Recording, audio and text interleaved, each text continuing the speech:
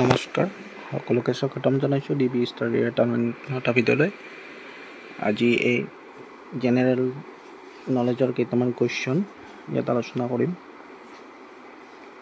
বিশেষকৈ আপোনাৰ গ্ৰেড 3ৰ পৰীক্ষাটো হৈ গ'ল, এইটো হ'ব আপোনাৰ গ্ৰেড 4ৰ কাৰণে। এইটো 27 তাৰিখে অনুষ্ঠিত হ'ব। তো আহকচোন ভিডিঅ'টো আৰম্ভ কৰোঁ। ইয়াতে বিশেষকৈ গ্ৰেড 4ৰ কুৱেশ্যনখিনি আলোচনা কৰিম। তো প্ৰথমটো কুৱেশ্যন আপোনালোকৰ স্ক্ৰীনত দিয়া হৈছে। শংকৰদেৱৰ জন্ম ক'ত হৈছিল?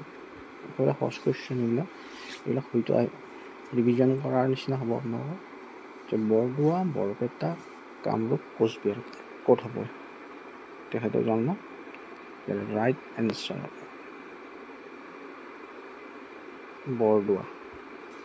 বৰদোৱাত তেখেতৰ জন্ম হৈছিল 1449 চনত।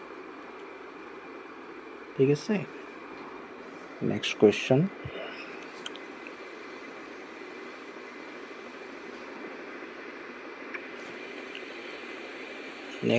আপোনাৰ সাহিত্য একাডেমী বঁটা পোৱা প্ৰথম অসমীয়া উপন্যাস কোনখন?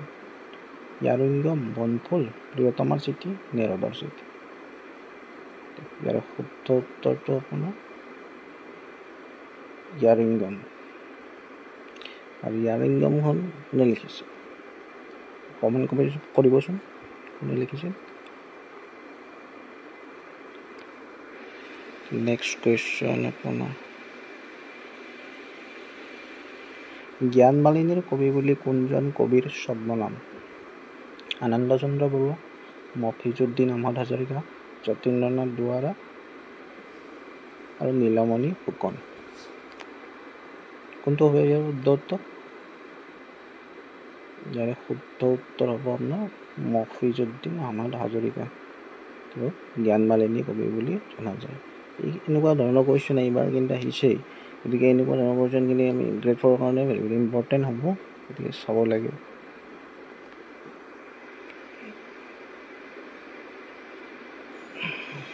Next question. অৰুণোদয় আলোচনীখন কোনে প্ৰথমে সম্পাদনা কৰিছিল? Miles Bronson, Nathan Brown, Anandaram Barua, Raghunath Chaudhuri. কোনটো হ'ব ইয়াৰ উত্তৰ? ইয়াৰে শুদ্ধ উত্তৰ হ'ব নাথান ব্ৰাউন। নাথান ব্ৰাউনে ইয়াৰ প্ৰথম আলোচনীখনৰ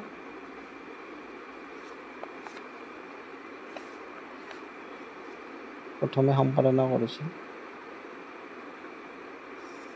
কিমান চনত কৰিছিল এইটো এবাৰ চাই ল'ব আপোনালোকে, কিমান চনত কৰিছিল। Next question. অসম সাহিত্য সভাৰ প্ৰথম সম্পাদক কোন আছিল? বেণুধৰ শৰ্মা, শৰৎ চন্দ্ৰ গোস্বামী, আনন্দৰাম বৰুৱা আৰু চন্দ্ৰ কুমাৰ আগৰৱালা। ইয়াৰে ৰাইট এনচাৰ হ'ব আপোনাৰ শৰৎ চন্দ্ৰ গোস্বামী। আজি বিশেষকৈ অসমৰ ৰিলেটেডখিনি আনিছোঁ, ইয়াৰ পিছত বাকীবিলাক আনিম। শৰৎ চন্দ্ৰ গোস্বামী। আৰু ইয়াতে এটা কুৱেশ্যন হ'ব পাৰে যে অসম সাহিত্য সভাৰ প্ৰথম অধিৱেশন কিমান চনত অনুষ্ঠিত হৈছিল? তো এইটো আপোনাৰ হ'ব 17 নহয়, এইটো আপোনাৰ 1917 চনত প্ৰথম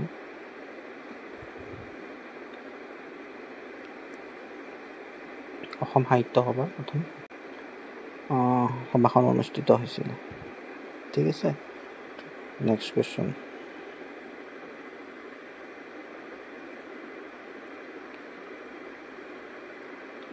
জোনাকী কাকতখন প্ৰথম সম্পাদক কোন আছিল? জ্যোতিপ্ৰসাদ আগৰৱালা, আনন্দচন্দ্ৰ আগৰৱালা। জোনাকী কাকতখন প্ৰথম সম্পাদক কোনে আছিল? ইয়াৰে শুদ্ধ উত্তৰ হ'ব আনন্দচন্দ্ৰ আগৰৱালা। ইয়াৰে শুদ্ধ উত্তৰ।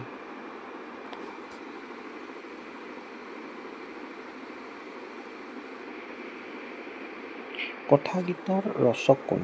কথাগীতৰ ৰাম সৰস্বতী, শংকৰদেৱ, মাধৱদেৱ, ভট্টদেৱ। ইয়াৰ শুদ্ধ উত্তৰ হ'ব ভট্টদেৱ।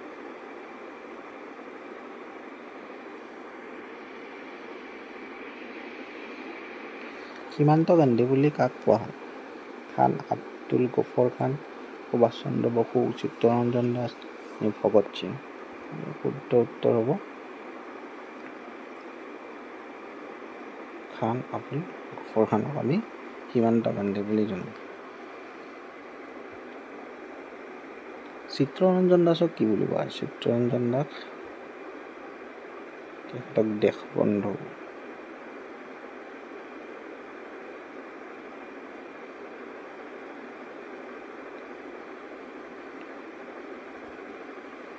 ভেৰি ভেৰি ইম্পৰ্টেণ্ট এই ধৰণৰ কোৱেশ্যনখিনি।